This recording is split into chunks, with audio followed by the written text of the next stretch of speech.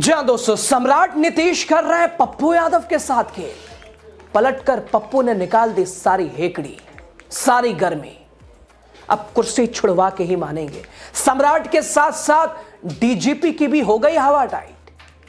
दोस्तों, आज सवाल सिर्फ एक सांसद की सुरक्षा का नहीं है, एक जनप्रतिनिधि का नहीं है, पप्पू यादव का नहीं है, बल्कि सवाल सत्ता के अहंकार का है, नीतीश और सम्राट के रवैये का है।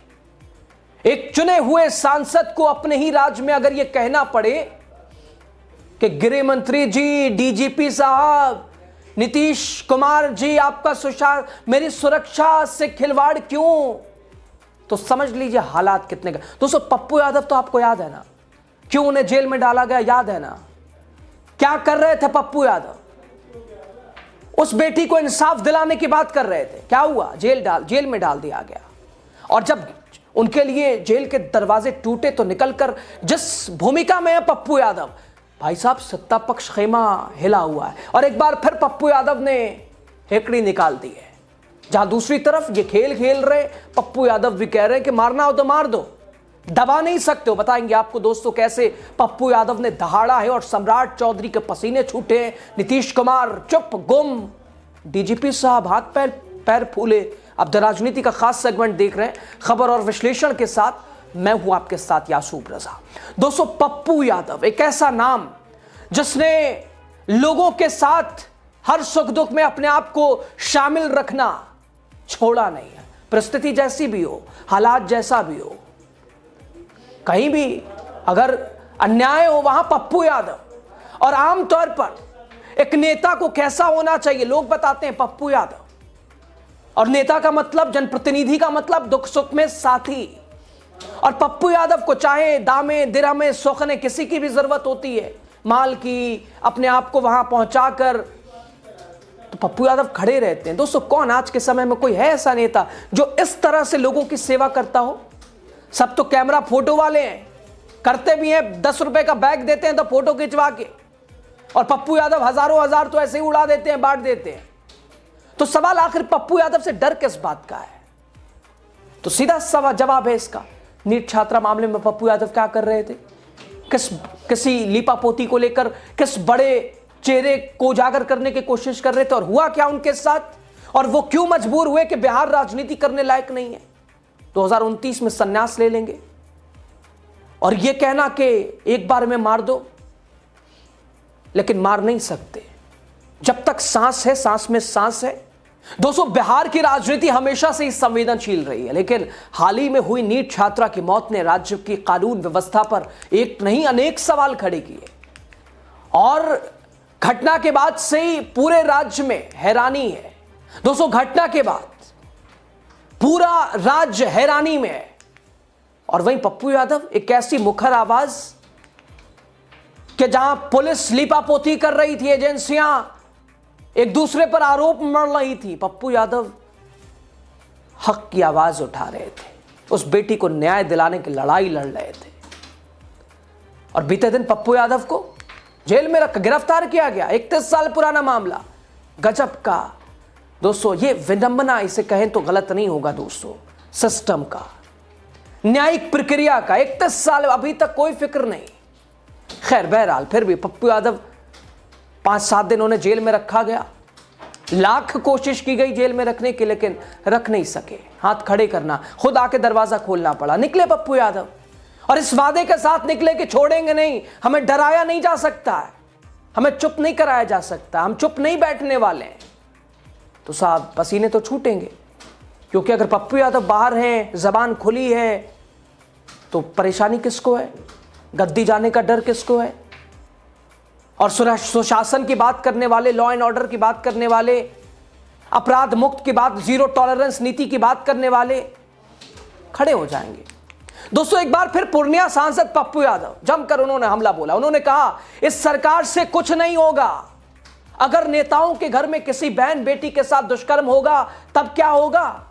दोस्तों, पप्पू यादव दहाड़ते हैं, दहाड़ मारते हुए कहते हैं, नालायक सरकार, आप डरते हो, आप कायर हो, आप कमजोर हो, और इसी के लिए पप्पू यादव से लड़ते हो, डरते हो। मैं आपसे डरने वाला नहीं हूं। और ना सुरक्षा के लिए मैं भीख मांगूंगा।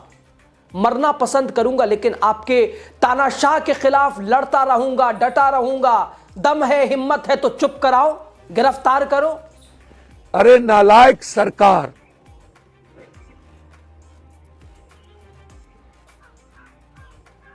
आप डरते हो, आप कायर हो, आप कमजोर हो, इसीलिए पप्पू यादव से लड़ते हो।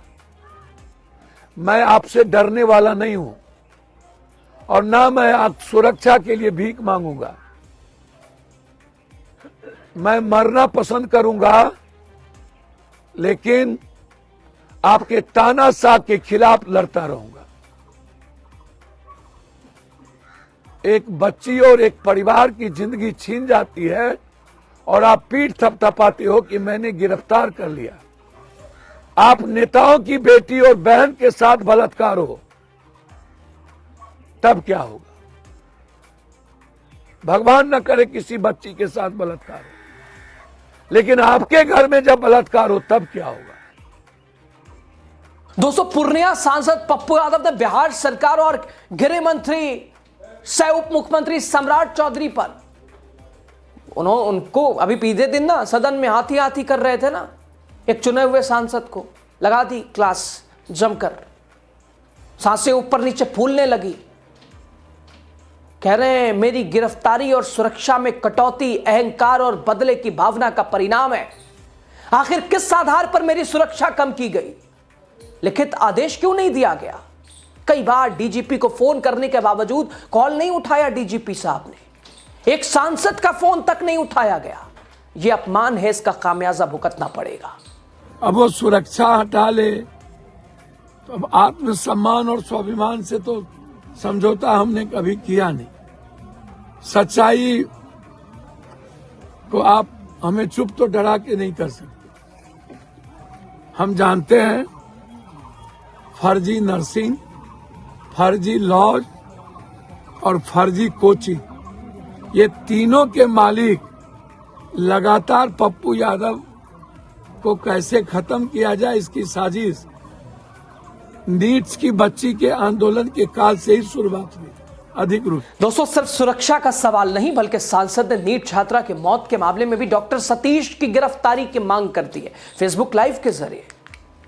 उनके अनुसार न्याय के लिए हर कदम उठाना सरकार की जिम्मेदारी है, लेकिन सरकार तो उन्हें चुप करा रही है जो आवाज उठा रहे हैं। एक गहरी साजिश के तहत नेता, पदाधिकारी, प्रभात हॉस्पिटल का वो डॉक्टर जिसका नाम, वो दरिंदा जिसका नाम सतीश है, उसके मिली भगत से करोड़ों रुपए के तालमेल से नीट्स की बच्ची जो जिंदा रह सकती थी, जो गवाह होता किस किस रसूखदार के बेटों ने बलात्कार किया, उसको मरवा दिया गया। दोस्तों, फेसबुक लाइव से पहले पप्पू यादव ने एक्स पर एक पोस्ट किया, शेयर किया, लिखा आखिर मुझसे क्या दुश्मनी है? गृह मंत्री जी, डीजीपी साहब, मेरी सुरक्षा से निरंतर खिलवाड़ क्यों? मुझे वायु श्रेणी की सुरक्षा मिली हुई है, फिर बीएमपी जवानों को मेरी सुरक्षा से हटाने का मौखिक आदेश किसने जारी करता? कौन जारी करता है? क्या बीएमपी के जवानों की जगह पर होमगार्ड की तैनाती करना है? मार ही दो, नाटक क्या करना है? दोस्तों, ये पोस्ट न सिर्फ उनके व्यक्तिगत सुरक्षा सवालों को उजागर करती है, बल्कि बिहार के राजनीतिक और प्रशासनिक खामियों पर भी सवाल उठाती है। सम्राट चौधरी, उनका बड़बोलापन, सारी गर्मी निकाल रहे हैं पप्पू यादव के हमले न सिर्फ सोशल मीडिया तक सीमित रहे दोस्तों, उनके लगातार बयान हर दिन कुछ ना कुछ ये गद्दी हिलाने का काम कर रहे हैं। और ये कहते हुए पप्पू यादव कि दबा नहीं सकते इस आवाज को। हाँ, 2-4-10 दिन, 12-15 दिन बंद जरूर कर सकते हो। और दोस्तों, दूसरी तरफ लगातार पप्पू यादव की जान को खतरा।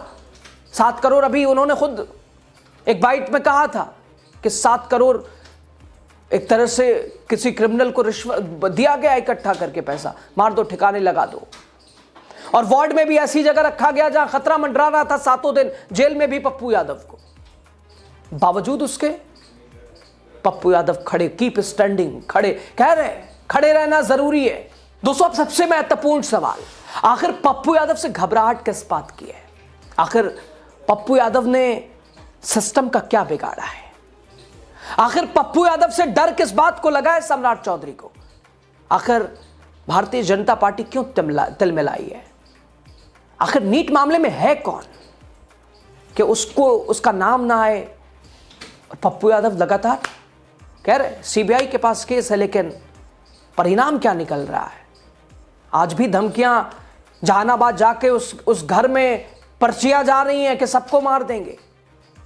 तो फिर सिस्टम किस काम का? भरोसा किस पे कोई करे? और हम आवाज उठा रहे हैं तो हमें भी ठिकाने लगवाएंगे, लेकिन लगा नहीं पाएंगे। जो करना है कर लीजिए। आर पार की लड़ाई, युद्ध का ऐलान करता हूं मैं। पप्पू यादव ने कर दिया है ऐलान। खैर बहरहाल, पप्पू के इस तेवर पर, इस चेतावनी पर, इस चुनौती पर, इस जज्बे पर आप क्या कहते हैं? एक कमेंट करके जरूर राय दीजिएगा। आपका बहुत शुक्रिया।